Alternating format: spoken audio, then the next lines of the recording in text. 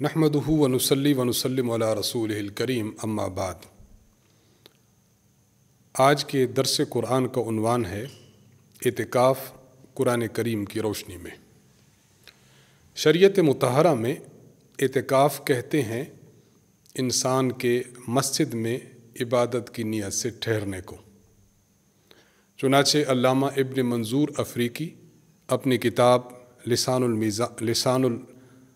العرب میں لکھتے ہیں، یقال لمن لازم المسجد واقام علی العبادۃ فیہ عاکف و معتکف۔ آپ فرماتے ہیں کہ وہ شخص جو مسجد میں عبادت کی نیت سے رہتا ہے اور مسجد کا ہو کے رہتا ہے اسے معتکف اور اعتکاف کرنے والا کہتے ہیں۔ لہٰذا اگر کوئی شخص مسجد میں عبادت کی نیت سے جائے اور وہاں پر ٹھہرا رہے اسے معتکف کہیں گے۔ قرآن کریم نے اعتکاف کا تذکرہ مختلف پیرائے میں بیان فرمایا ہے، اور اعتکاف کی تاریخ کو اگر دیکھا جائے تو قرآن کریم میں اس کی تاریخ کا تذکرہ ملتا ہے۔ سورۃ البقرہ آیت نمبر 125، اللہ رب العزت فرماتے ہیں، وَعَهِدْنَا إِلَىٰ إِبْرَاهِيمَ وَإِسْمَاعِيلَ أَن طَهِّرَ بَيْتِيَ لِلطَّائِفِينَ وَالْعَاكِفِينَ وَالرُّكَّعِ السُّجُودِ۔ اللہ تعالیٰ فرماتے ہیں کہ ہم نے حضرت ابراہیم علیہ السلام اور حضرت اسماعیل علیہ السلام کو یہ حکم دیا کہ آپ میرے گھر کو صاف کیجئے چند اشخاص کے لیے۔ نمبر 1، طائفین، جو لوگ میرے گھر کا طواف کرنے آئیں، بیت اللہ کے گرد چکر لگانے آئیں، ان کے لیے گھر صاف کیجئے۔ نمبر 2، والعاکفین، جو لوگ میرے گھر میں آئیں اور میرے گھر میں عبادت کی نیت سے ٹھہرنے کو آئیں یعنی اعتکاف کرنے آئیں، ان کے لیے میرے گھر کو صاف کریں۔ نمبر 3 اور نمبر 4، والرکع السجود، اور ان لوگوں کے لیے جو یہاں آ کر نماز پڑھیں، رکوع کریں، سجدہ کریں، میری بندگی کریں۔ تو حضرت ابراہیم علیہ السلام اور حضرت اسماعیل علیہ السلام دونوں کو اللہ تعالیٰ نے حکم عطا فرمایا کہ میرے گھر کو صاف کیجئے ان لوگوں کے لیے جو طواف کریں، اعتکاف کریں یا نماز سر انجام دیں۔ صحیح بخاری حدیث نمبر 3368، ایک طویل حدیث ہے حضرت ابراہیم علیہ السلام کے متعلق۔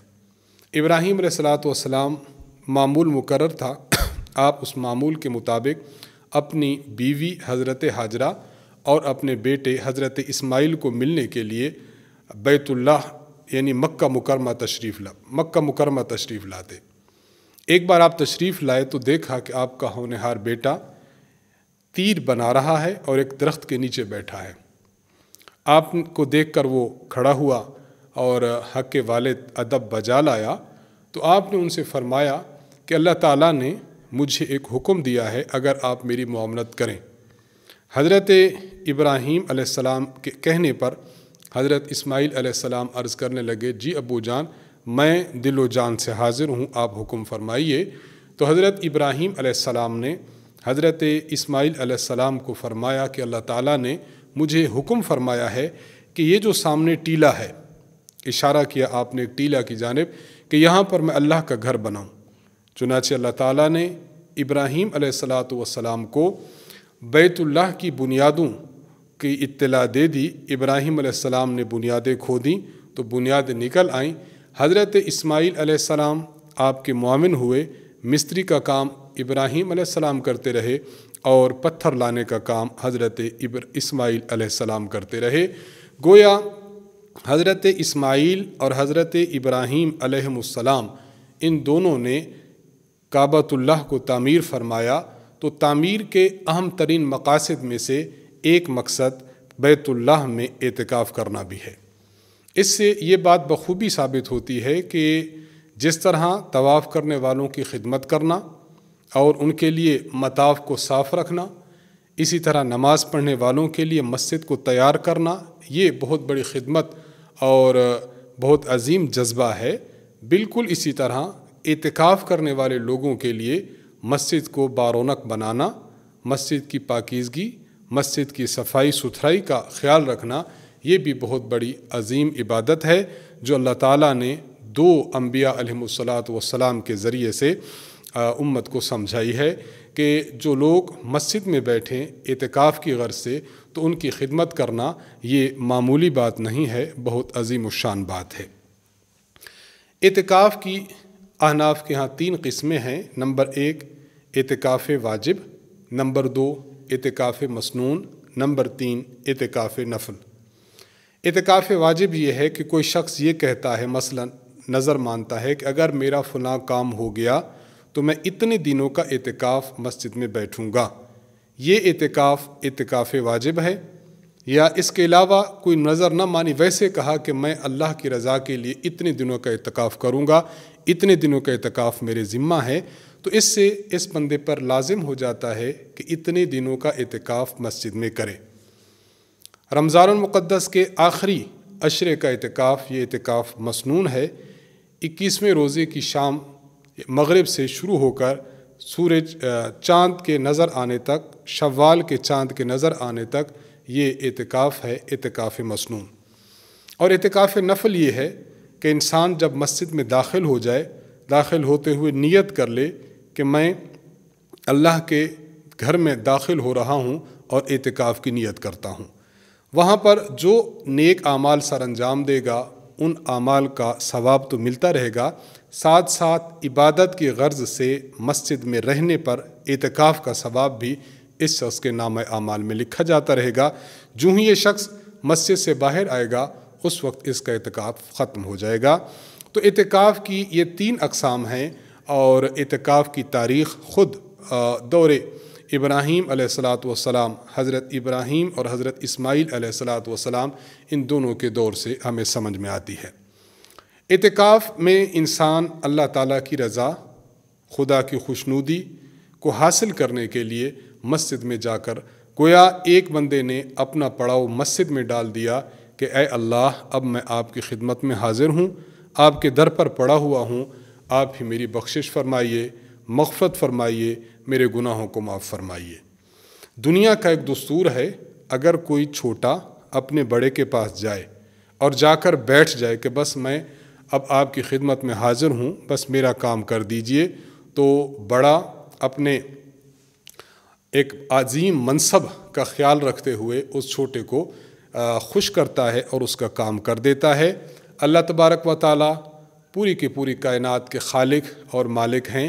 جب بندہ اللہ کے گھر میں داخل ہوتا ہے اور اس نیت کے ساتھ جاتا ہے کہ بس میں اللہ کے در کا ہو کے رہا، میں اللہ کی خدمت میں حاضر ہوں، اللہ مجھ پر شفقت فرماتے ہوئے، کرم فرماتے ہوئے، مہربانی فرماتے ہوئے میرے گناہوں کو بخش دیجئے، حاجات کو پورا کیجئے، مغفرت فرما دیجئے اور جہنم سے آزادی کا پروانہ دے دیجئے، تو یقین ہے اور کلیتاً یقین ہے کہ اللہ رب العزت اس گڑ گڑانے والے شخص کو اور اپنے دربار کی طرف آنے والے شخص کو معاف فرما دیں گے۔ تو اعتکاف کا مقصود یہی ہے کہ انسان اللہ تعالیٰ کے دربار میں جائے، اللہ تعالیٰ کے گھر میں بیٹھے اور اپنے گناہوں کی مغفرت کا طلبگار ہو جائے اور گناہوں کی معافی خدا تعالیٰ سے مانگے۔ ایک عظیم شاعر گزرے ہیں، انہوں نے ایک مقصد بیان کیا کہ کسی کے در پر یعنی اللہ کے در پر انسان جائے تو پھر انسان کو کس طرح مانگنا چاہیے۔ آپ فرماتے ہیں مالی سوا قرعی لبابک حیلۃ فلئن رددت فأی باب اقرع، فرماتے ہیں کہ میں آپ کے گھر کے علاوہ، آپ کے دروازے کے علاوہ اور کون سا دروازہ ہے جس کو میں کھٹکھٹاؤں۔ فلئن رددت فأی باب اقرع، اگر میں آپ کے دروازے سے آج تھتکارا گیا، مجھے آپ کے دروازے سے خالی ہاتھ بھیجا گیا، تو مجھے بتائیے کہ میں اور کس کے در پر جاؤں گا۔ یہی جذبات، یہی نیت، یہی خیالات انسان اللہ کے دربار میں لے کر جائے کہ یا اللہ، میں تو اب دنیا کے دھندوں سے، دنیا کے کاروبار سے، شب و روز کی مصروفیت تمام ترک کر کے آپ کے دربار میں، آپ کے گھر میں اور آپ کی بارگاہ میں آ چکا ہوں۔ یا اللہ، اب میرے گناہوں کو معاف فرمائیے اور رحمت کے برکتوں کے پروانے میرے نام پر جاری کیجئے۔ تو کچھ بعید نہیں انسان گڑ گڑائے اور اللہ تعالیٰ اس کو نہ دے، ایسی بات نہیں ہے۔ قرآن کریم نے مسجد کے مقاصد میں سے ایک مقصد یہ بھی بیان فرمایا کہ اللہ کے گھر میں آیا جائے اور وہاں پر عبادت کی نیت سے ٹھہرا جائے۔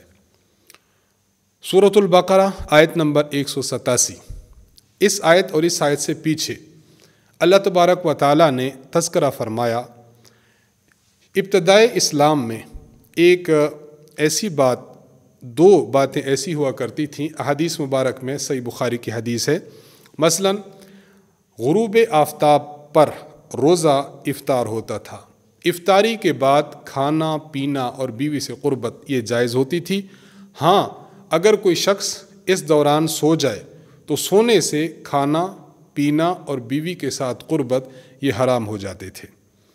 گویا نیند آخری حد تھی انسان کے سحری کی۔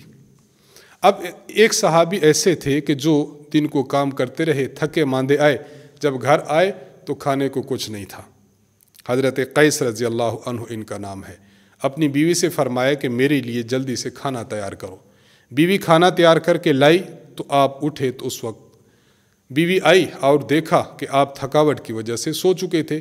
جب آپ بیدار ہوئے تو قاعدے کے مطابق سحری کا وقت ختم ہو چکا تھا، چنانچہ انہوں نے بغیر سحری کیے روزہ رکھ لیا۔ ظاہری بات ہے تھکاوٹ بھی ہے، کام بھی ہے، اور مدینہ منورہ کی گرمی بھی تھی، تو اگلے دن دوپہر کے وقت بے ہوش ہو گئے۔ اسی طرح ایک صحابی وہ رات کے وقت وہ اپنی بیوی سے قربت کر بیٹھے۔ اب ظاہری بات ہے یہ بہت بڑا مسئلہ تھا کہ ایسا ہو سکتا ہے کہ مغرب پڑھی، مغرب کے بعد انسان عشاء پڑھتا ہے، عشاء کے بعد کچھ کھائے پیے بغیر سو جائے، یا یہ ہے کہ اس کو قربت کی حاجت پڑے، تو اب وہ شخص کیا کرے؟ یہ بڑا مسئلہ تھا۔ تو اللہ تبارک و تعالیٰ نے اس آیت مبارکہ میں ان دونوں مسئلوں کا حل فرما دیا۔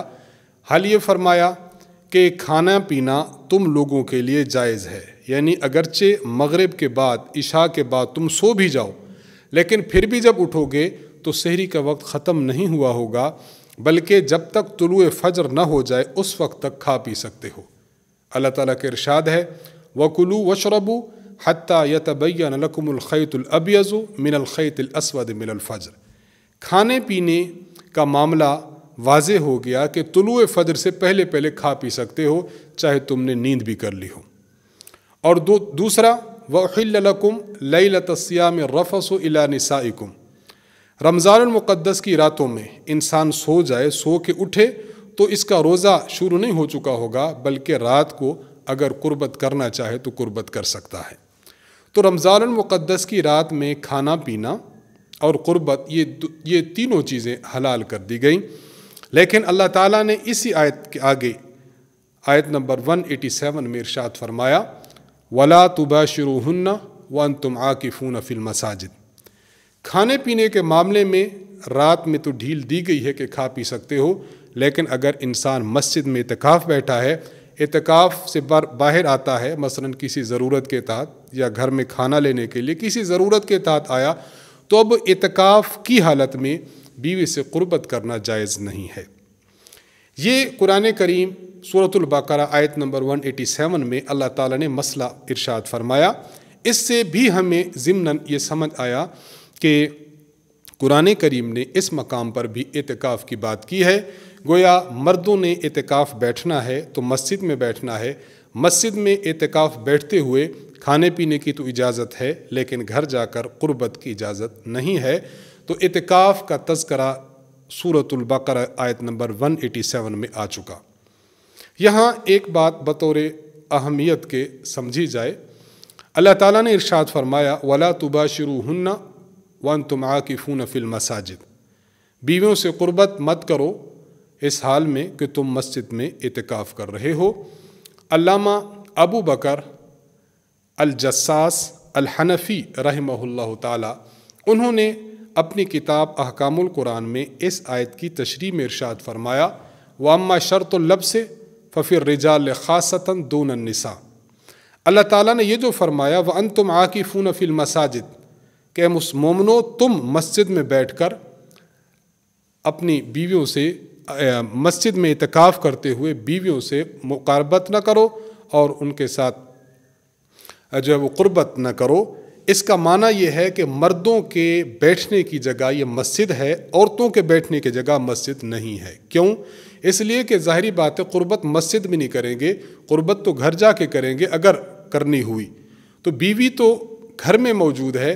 اس کا معنی اللہ فرما رہے ہیں کوئی قربت نہ کرو، یعنی مسجد سے اٹھ کر اپنے گھروں میں نہ جاؤ، تو بیوی یہ گھر میں ہوگی، مرد مسجد میں ہوگا۔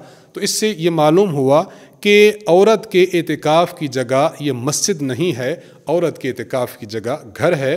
یہ بہت بڑے فقیہ ہیں جنہوں نے قرآن کریم کی اس آیت مبارکہ سے یہ مسئلہ مستنبط فرمایا۔